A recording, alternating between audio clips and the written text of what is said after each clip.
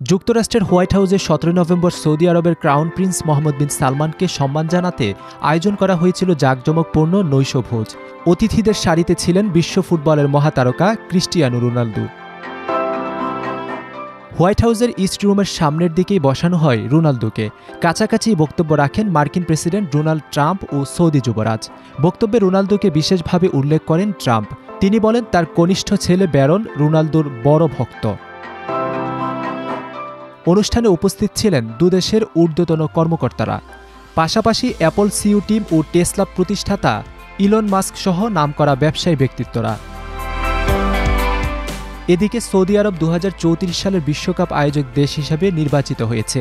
ফিফার দ্রুতগতির বিডিং প্রক্রিয়ায় কোনো প্রতিযোগী না থাকায় সৌদির পথ সুগম হয়। রোনালদো সৌদি বিডের প্রচারে ছিলেন সক্রিয়। নির্বাচনের পর তিনি বলেছিলেন, যা দেখছি তাতে মনে হচ্ছে ২০৩৪ হবে সর্বকালের সেরা বিশ্বকাপ। সবকিছু ঠিক থাকলে আগামী বছর যুক্তরাষ্ট্র, কানাডা, মেক্সিকোতে অনুষ্ঠিতব্য বিশ্বকাপে ষষ্ঠবারের মতো খেলতে যাচ্ছেন রোনালদো। এটি হবে বিশ্বকাপ ইতিহাসে নতুন এক রেকর্ড।